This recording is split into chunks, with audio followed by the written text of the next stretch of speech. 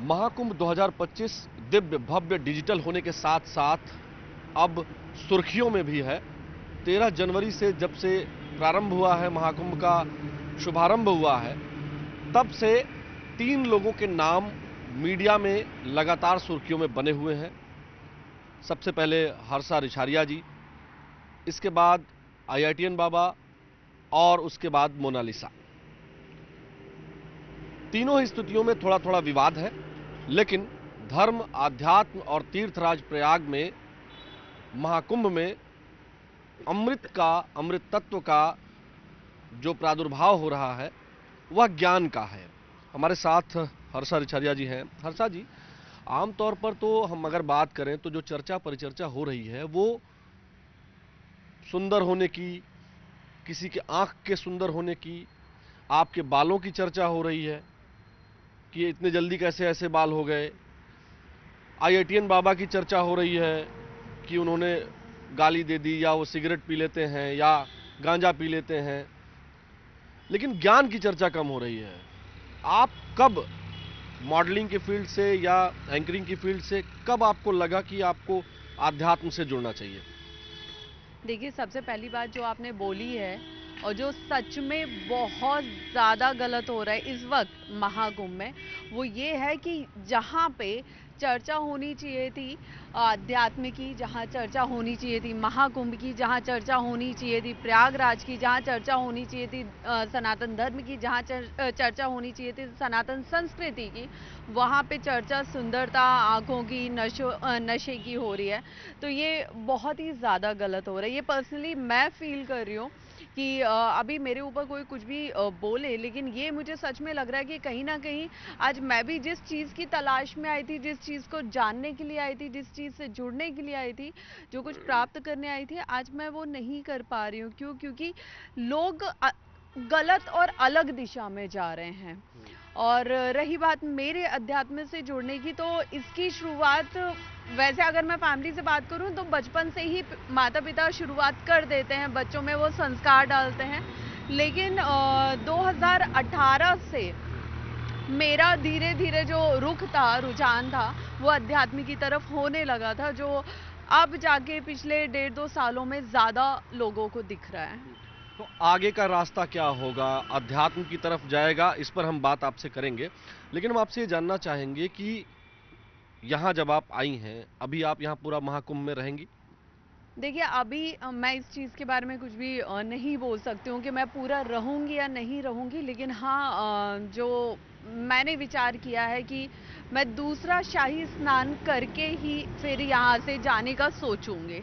अच्छा, दूसरा शाही स्नान यानी मौनी अमावस्या, जिस दिन माना जाता है कि अमृत इसी तिथि में गिरा था, इसीलिए मौनी अमावस्या को ही सबसे प्रमुख स्नान माना जाता है महाकुंभ का। यहाँ जब आप आई हैं तो ऐसा नहीं लग रहा है कि केवल एक ही बात की चर्चा लगातार हो जा रही है और पत्रकार भी आपसे उसी तरह के सवाल पूछ रहे हैं?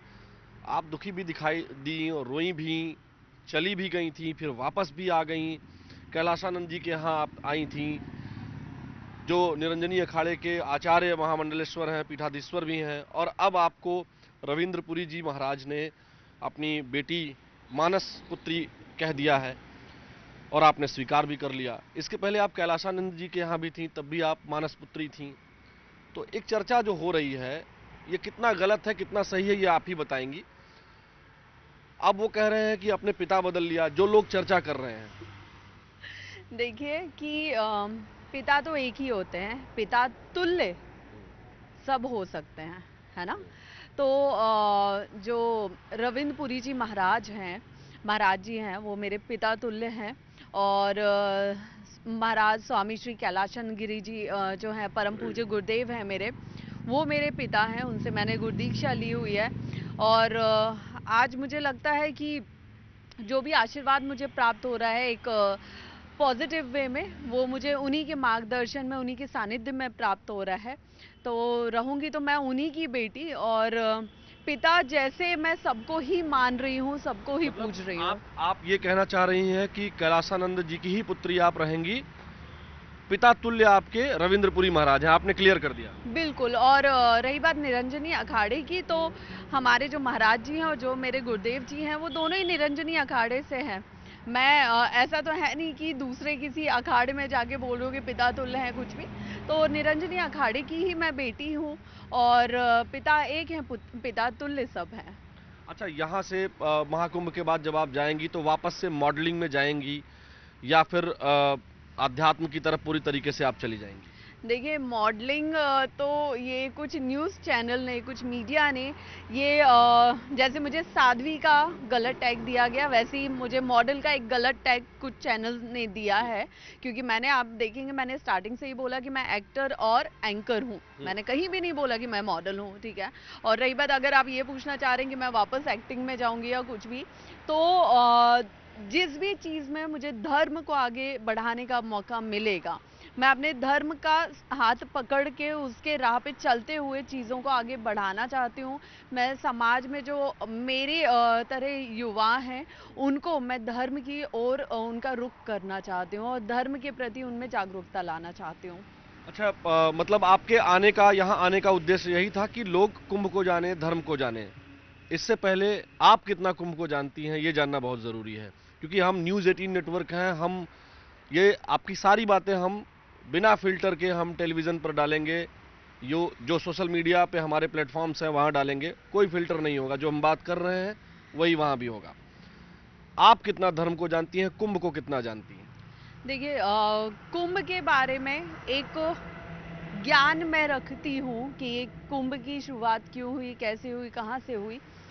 और ये जो पूर्ण भव्य महाकुंभ है इसके बारे में थोड़ा सा मैं ज्ञान रखती हूँ। लेकिन मैं हर मीडिया के माध्यम से एक चीज़ बोलती हूँ कि मैं अभी भी वो एक अबोध बालक हूँ जो इस महाकुंभ में, इस पूर्ण भव्य महाकुंभ में, महायज्ञ में वो बहुत सारा ज्ञान अर्जित करने के लिए यहाँ पे आया था।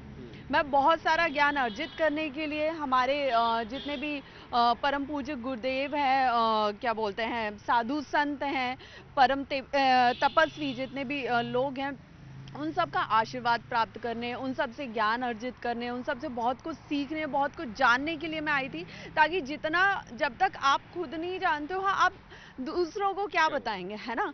तो मेरा वही, मैंने कभी ये नहीं बोला कि मैं खुद में इतनी ज्ञानी हूँ कि मुझे सारा ज्ञान है, मैंने कभी नहीं बोला। क्योंकि एक बड़े से बड़ा ज्ञानी भी होता है, उसे भी ज्ञान की ज़रूरत तो होती है, कोई भी पूर्ण तरह ज्ञानी नहीं हो सकता है। तो मैं भी अभी वो बच्चा हूँ जो यहाँ पे सब सारे बड़ों के सानिध्य में, सारे महान साधु संतों तपस्वियों के सानिध्य में मैं यहाँ बहुत कुछ जानने आई थी। और कुंभ के हमारे हिंदू धर्म में, और क्योंकि मैं महादेव को बहुत ज़्यादा मानती हूँ, एक मतलब मुझे लगता है कि 4 साल की उम्र से मैंने महादेव की उंगली पकड़ के ज़्यादा मैं रास्ते पे चली हूँ। तो कुंभ क्योंकि महादेव से जुड़ा हुआ है, और जो हम अमृत मंथन की कहानियाँ सुनते हैं, गाथा सुनते हैं, पुराणों में लिखा हुआ है अमृत मंथन, विष मंथन के बारे में, तो वो कहीं ना कहीं महादेव से जुड़ा हुआ है। इसलिए मुझे हर वो चीज़ जानने की हमेशा ज़िंदगी में उत्सुकता रहती है कि जहाँ महादेव के बारे में बात होती है वहाँ मैं हर चीज़ जानना चाहती हूँ। अच्छा, हमें जब आपकी मैं बात सुन रहा था तो मुझे आपका वो चेहरा याद आया कि जब आप रो रही थी आखिरी बार जब आप जा रही थी, और अब जब मैं आपकी बात सुन रहा हूं तो आपकी आंखों में ये बात है कि आप वाकई में जानना चाहती हैं। तो क्या आपको लगता है कि इस जानने में कोई बाधा उत्पन्न हो रही है, चाहे मीडिया उत्पन्न कर रही हो, या लोग, या कुछ ऐसे महामंडलेश्वर या कुछ ऐसे संत भी हैं जो आपको ज्ञान प्राप्त करने में बाधा उत्पन्न कर रहे हैं? आपको ऐसा लगता है? देखिए मैं नाम तो किसी का भी नहीं लूँगी, लेकिन हाँ मुझे लगता है कि जितने भी मेरी तरह युवा हैं जो पाश्चात्य संस्कृति को ज़्यादा पहले फॉलो करते थे और अब वो सनातन संस्कृति, सनातन धर्म से जुड़ना चाहते हैं, उसकी तरफ रुख करना चाहते हैं, तो मुझे लगता है कि अगर आप ऐसे बच्चों को देखते हैं, ऐसे युवाओं को देखते हैं ना, तो उन्हें धर्म की ओर और आगे बढ़ाएं, उनके कंधे पे हाथ रखें और उन्हें बोले कि बेटा हम तुम्हें आगे बढ़ाएंगे। तो ये बहुत ज़्यादा ज़रूरी है, क्योंकि जब तक बड़ों का साथ नहीं मिलता ना तब तक बच्चा भटकता रहता है। तो ये, और रही बात बाधा उत्पन्न करने की, तो हाँ होती है कोशिशें, लेकिन कभी भी कोई बाधा, कभी भी कोई परेशानी, कभी भी कोई मुसीबत इतनी बड़ी नहीं हो सकती कि जहाँ पे इंसान महादेव के होते हुए हार जाए। आखिरी प्रश्न मेरा ये है, संदेश हम आपसे लेना चाहते हैं। जो न्यूज़ 18 नेटवर्क के दर्शक हैं, हम आपसे फिर से कनेक्ट करेंगे जब ये वीडियो रिलीज हो जाएगा, ये वीडियो जाएगा, लोग देखेंगे, उसके बाद हम फिर से आपसे कनेक्ट करेंगे और फिर बात की स्थिति पर भी हम बात करेंगे।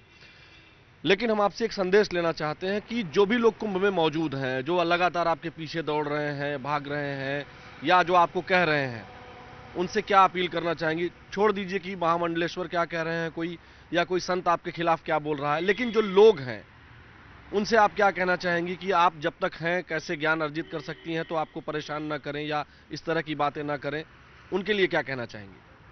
देखिए, सबसे पहले तो मुझे लगता है कि मैं मीडिया की बहुत रिस्पेक्ट करती हूँ, लेकिन एट द सेम टाइम मैं ये बोलना चाहूँगी कि अगर कोई धर्म के लिए, धर्म से जुड़ने के लिए, धर्म को जानने के लिए इस पूर्ण भव्य महाकुंभ में आया है, जो ज़िंदगी में सिर्फ एक बार इंसान जिसको विटनेस कर पाएगा, तो आप उसको इतना भी मत ट्रोल कीजिए, रोस्ट कीजिए, 10 सवाल उसके रास्ते में खड़े कीजिए, क्योंकि एक लड़की के लिए वो बहुत ज़्यादा डिफ़िकल्ट हो जाता है। और वो जिस उद्देश्य के लिए, जिस ज्ञान के लिए यहाँ पे आया है ना, तो उसे उसकी वो यात्रा पूरी करने दीजिए, क्योंकि ये जब कुंभ निकल जाएगा ना, तो ये कुंभ दोबारा ज़िंदगी में नहीं आएगा।